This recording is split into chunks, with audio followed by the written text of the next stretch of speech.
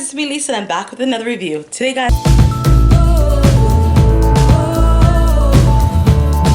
I'm going to be talking about a show I just started watching on Netflix. It's called Love is Blind.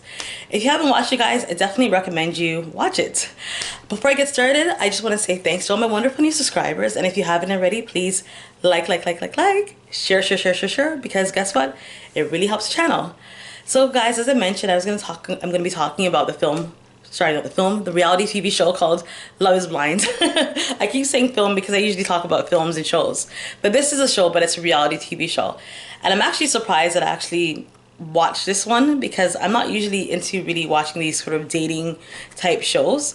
But this one is a little different. It has a different concept. So on the show Love is Blind, you have a group of women and a group of men, and they're all looking to get married and find a companion. So the objective of this is it's experiments where the men and the women have multiple dates, kind of like a speed dating, but a speed dating where you don't see the person. So they have multiple dates with men and women that they want to, get to know. And the men are on one side and the women on another side. So they go to these rooms and they talk to the man and the women and they decide if they like each other. And if they like each other, after a few dates, they kind of like write each other's names down.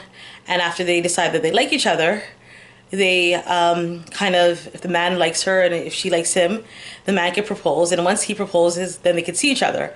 After they propose and they decide, maybe I want to marry you kind of thing, they have about 4 or 5 weeks in which they get to know each other. They go through like phases where they go on a honeymoon, like a pre-honeymoon, where they go somewhere and they like Mexico, I think it was, they went to, and they got to know each other in a kind of like a honeymoon bubble type environment.